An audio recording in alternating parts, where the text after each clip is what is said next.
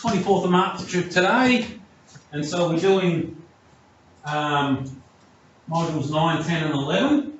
Now 9 and 10 I pretty much started last week anyway in the demo, but we'll sort of go back. Well, address resolution we won't really cover today in the demo. I pretty much covered it last week. Basic router configuration I ran, but of course I'll demo that stuff again as well. Now IPv4 addressing, module 11. Who's read that?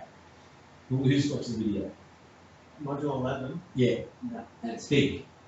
It's also probably the most important, probably the most difficult part of the course. So that's what I'll be focusing on today. So I'll be doing basic router configuration, but with that I'll also be implementing some subnetting and VLSM. So I'll be doing 2 scenarios today. And so of course 31st of March we'll be looking at IPv6 addressing.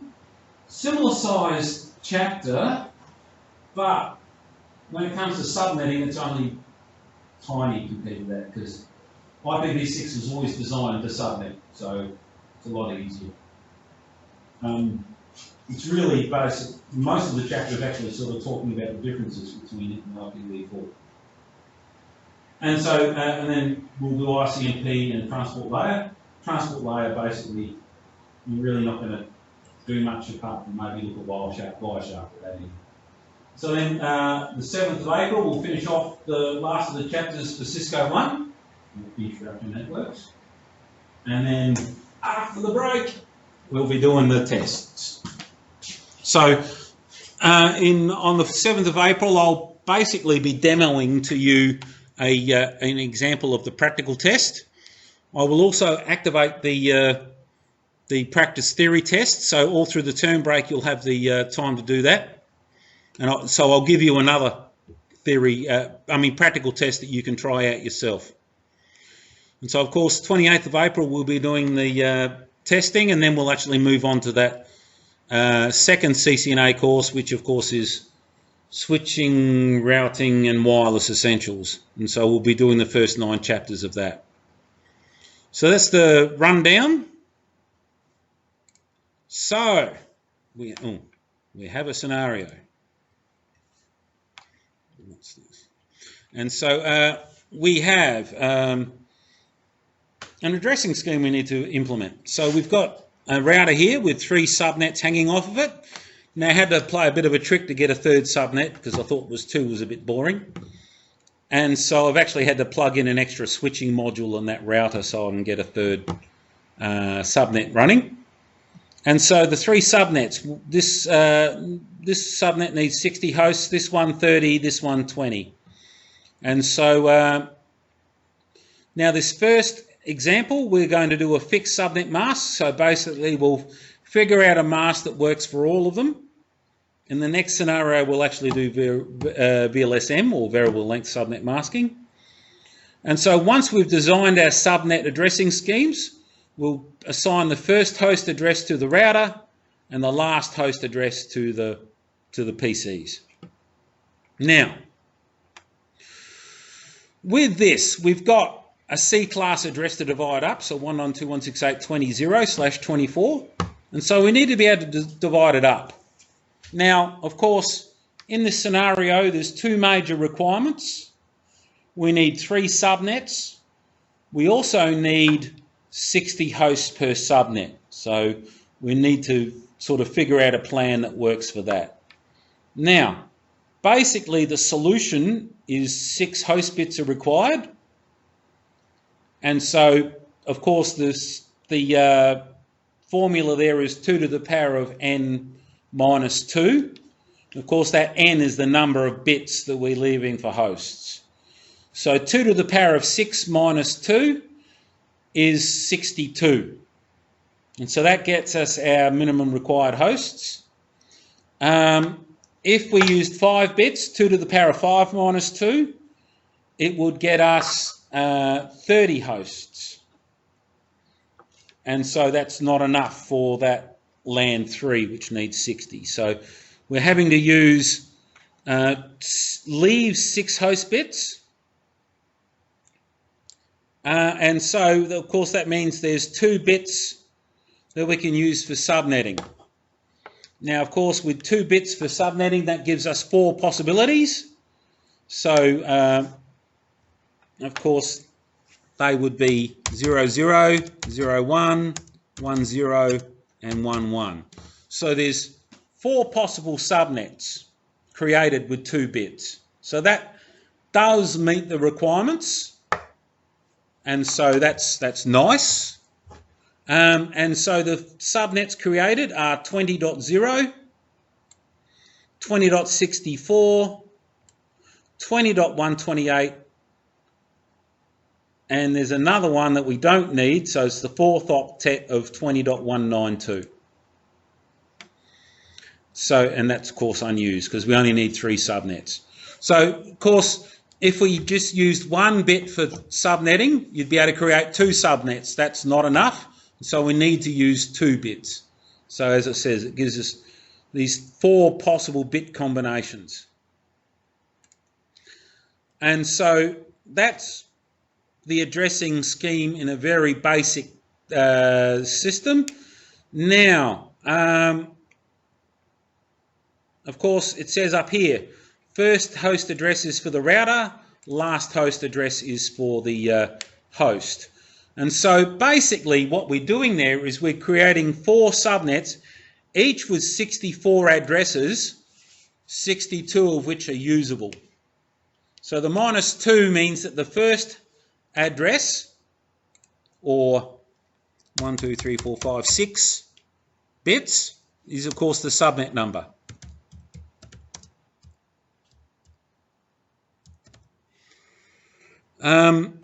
And of course the last address in each subnet, 1, 2, 3, 4, 5, 6 ones, is the broadcast address.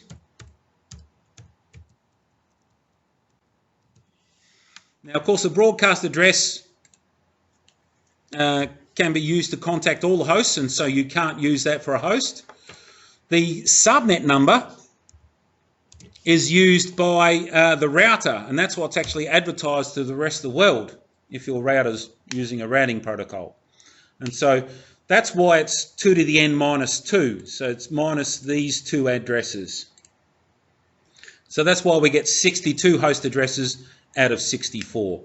And so as you can see, basically the range of this first subnet is 0 through to 63, but 0 is the subnet number, 63 is the broadcast number, 62 is the last host. For this subnet, we've got 64 through to 127. 127 is the broadcast number, 64 is the network number, 126 is the last host number. And in this subnet, 128 is the subnet number, 191 is the broadcast. So the first host number is 129 and the last host number is 190. Oh shit, I've got the wrong addressing on this. Yeah, I made a bit of a mistake last night and didn't save it. This is demo 1. Yeah. Control S, save that now. And so that's the addressing scheme designed. All right, now, of course, the first thing I'm going to configure is the router. So, EN, of course, enable, conf T gets me into global config mode. So we'll set a host name, we'll set an enable secret password, we'll set a console password and use it to log in, we'll set a VTY password and use it to log in, and we'll encrypt the passwords. We'll also set a banner mot D. So these are all the stuff that, of course, you should be doing on every router anyway.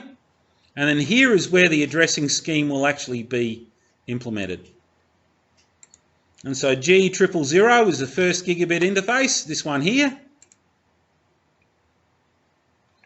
And I've just put in the description saying LAN 1, not very imaginative name, but you know, you could say accounting LAN or sales LAN, whatever it might be. And of course, the first subnet is subnet 0, but of course, this is a host address, and so we need to use .1 is the first host address.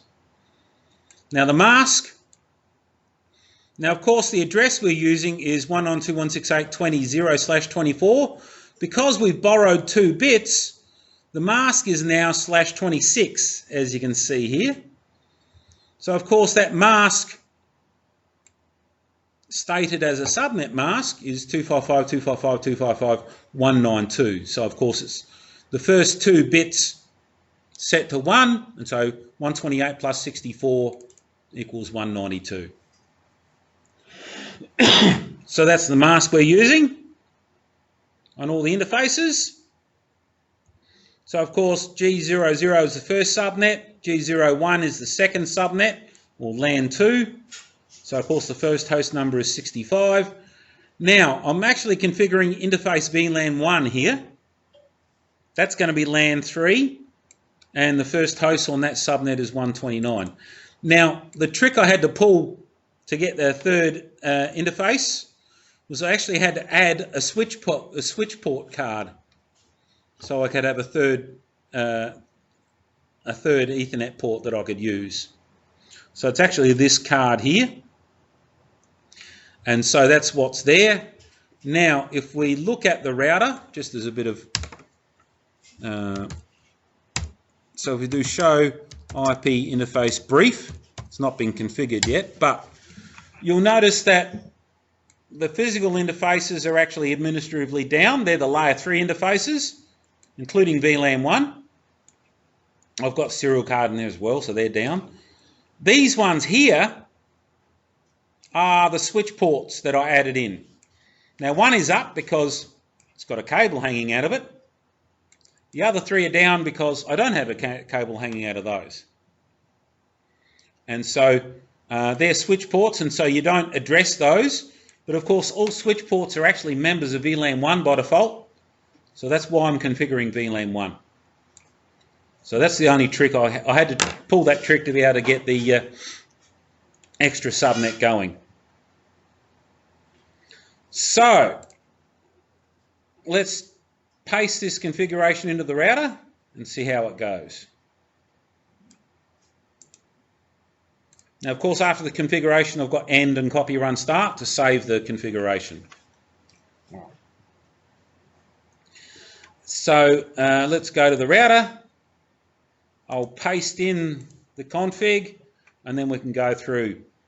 So as per normal, no news is good news. So enable conft, all good. Hostname has changed to R1 now. We've got an enable secret. And again, I can't see any error messages, so it's all come through good.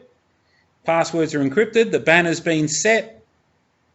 All that background stuff has worked well. So this is, of course, configuring the layer 3 interfaces. So because they're layer 3, I needed to put a no shut in all of them as well. And that turns them on. And so the addresses have been assigned. Again, no error messages, all good. And copy run start, so it's saved the configuration. And now you can actually see there's some status messages here for a change in status because the interfaces are now up. And so you get a status message on the console. So if we look at that show IP interface again, we'll now notice that the configuration information is now in the router. And they're all up. Previously, they were all down. So you can see the addressing's in there. So that all looks pretty good. We can also do show IP route, which is show me the IPv4 routing table. And you can see that we have these subnets directly connected. So subnet 0, which is /26. Subnet 64, which is also /26, and subnet 128, which is /26. And of course it tells you what physical interface they're connected to as well. So that's nice. The router's been configured. I suppose we can do show run to have a look how the configuration went. Spacebar through it and then scroll. So as you can see, the host name's in there. The enable secret, of course, has stored the hash. Service password encryption's in there as well. You can see the configuration of the interfaces there, as well as the VLAN 1 interface. You can see the banner, and then you can see the line con and the VTY terminals all configured as well. So that seems like a relatively happy router. All the ports are green now. Of course, they were red before. Now, the hosts haven't been configured, so I need to do that.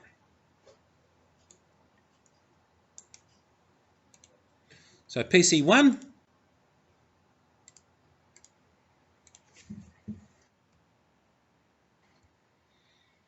So of course the default mask will not work this time. We need to use 192 in the 4th octet. So of course the router is .1 for this subnet. PC2.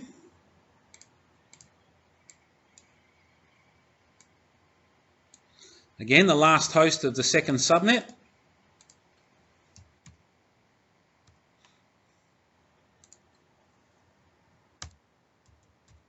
.192 in the subnet mask. Now, it should be 65 for the router address.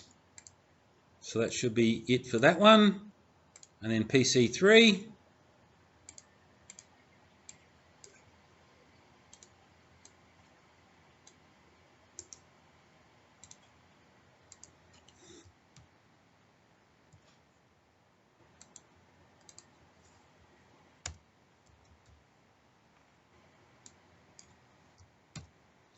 And this one should be 129 from memory.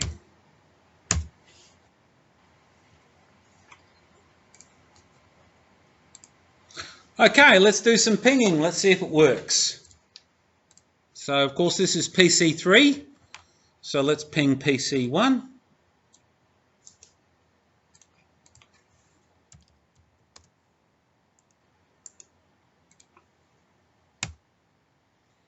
Might lose the first one for ARP, but the next should work. So that's all very good.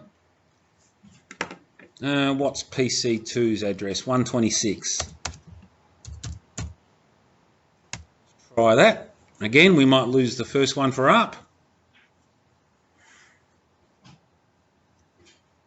And that's working nicely as well. Okay, so that's the first scenario where we've got the fixed subnet mask. All subnets have the same mask. Let's get the second scenario up. Now, the only difference in the actual scenario is this one word. We're going to use variable subnet masks as opposed to fixed. So I've got to close that. Well, not save it. I'll start it again fresh.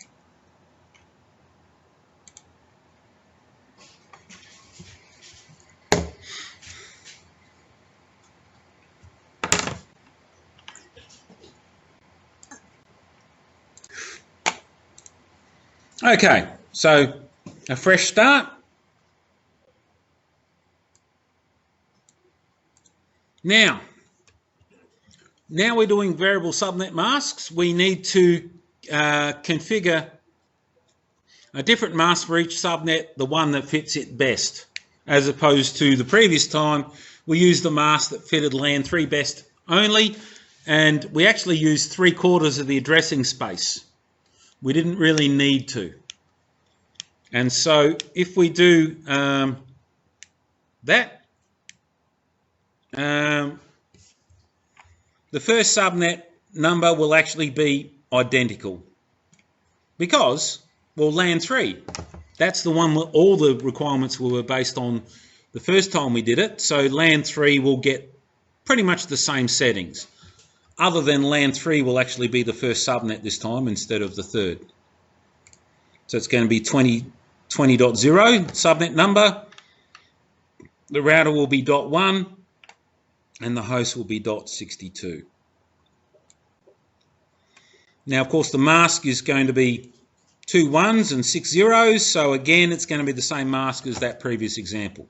Now, the second largest now we always do VLSM, at least for us beginners, with the biggest network first, followed by the second biggest, and so you do them in order of size from largest to smallest.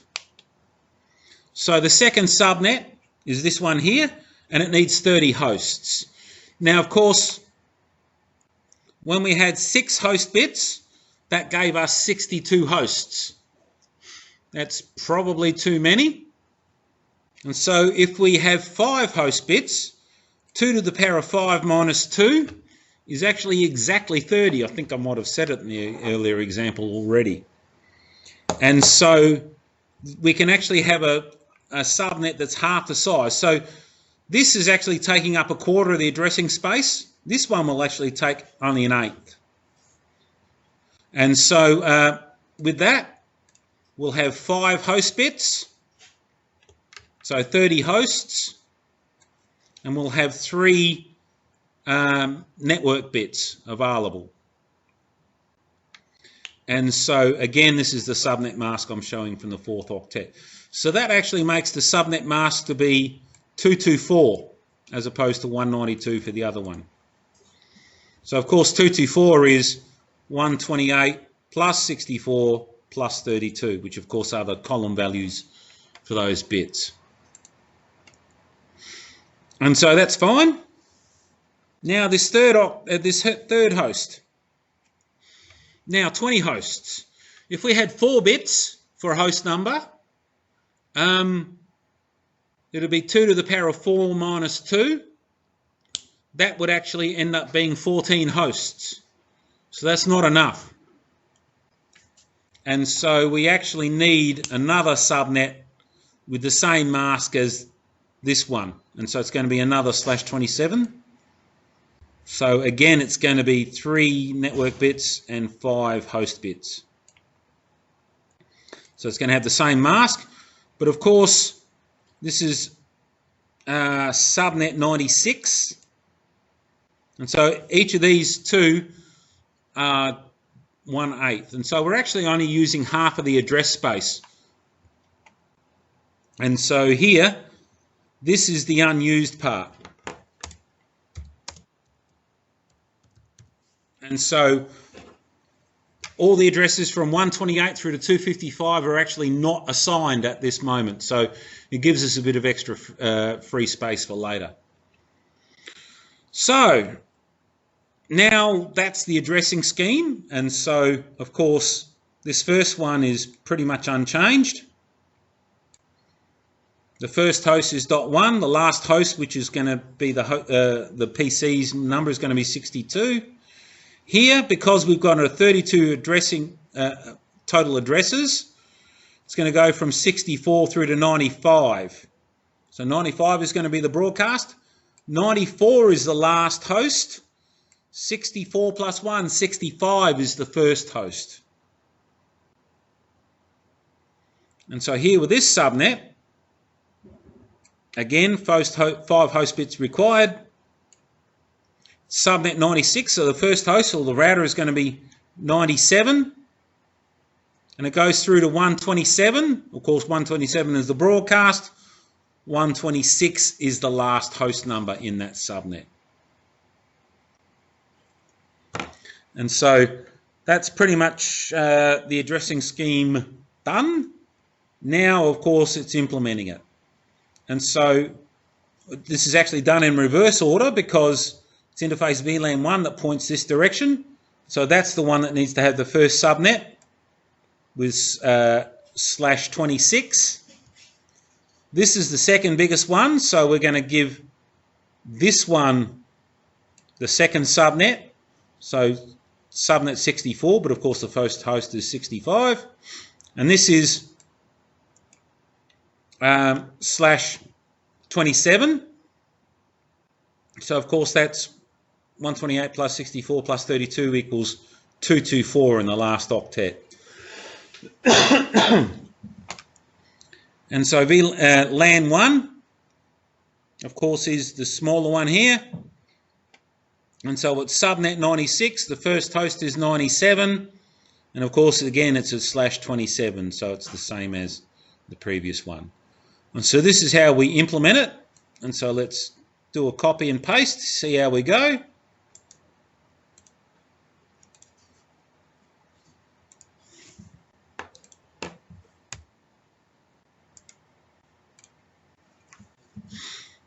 So, as you can see, there's enable, gets us into privilege exec mode.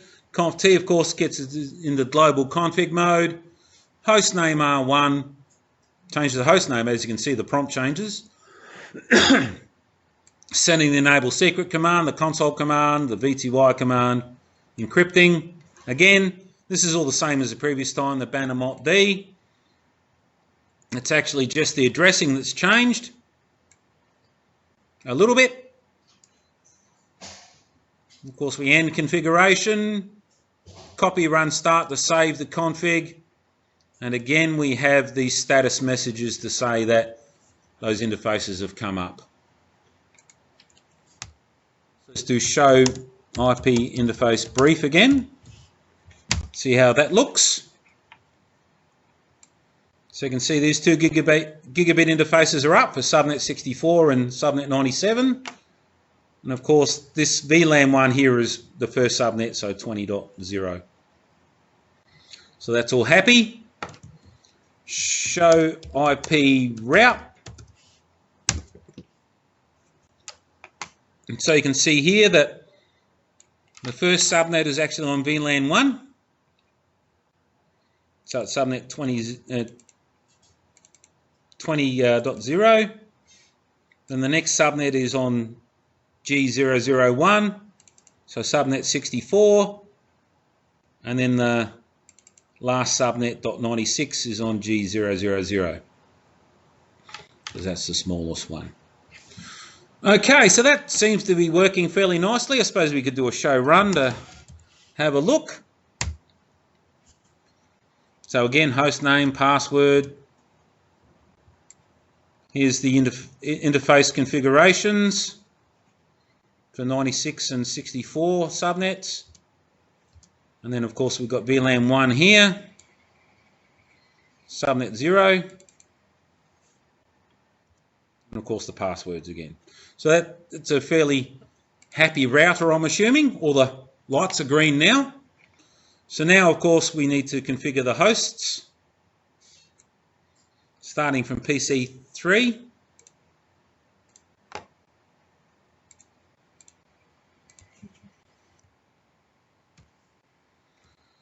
Now this is the bigger subnet, so we use 192 on this one.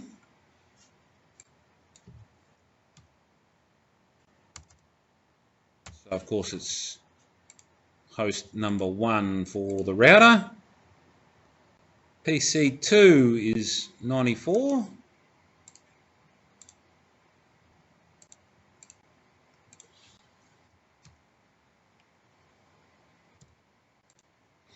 Now this is one of the smaller subnets, so 224 is the mask. And control. Now the router is 65, if I remember correctly. Suppose I'll soon find out if it doesn't ping. And so PC1.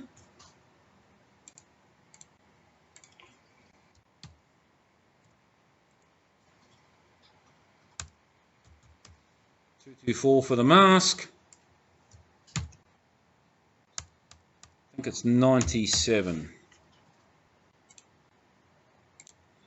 All right, so let's try a little bit of pinging.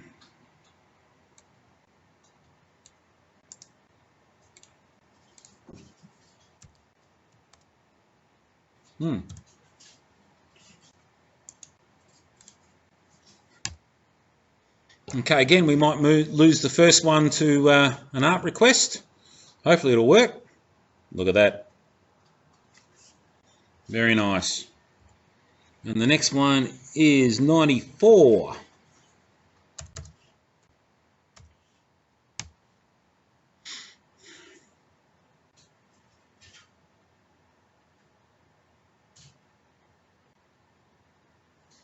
And that's working nicely as well. So all the hosts can ping one another. So that's a good thing.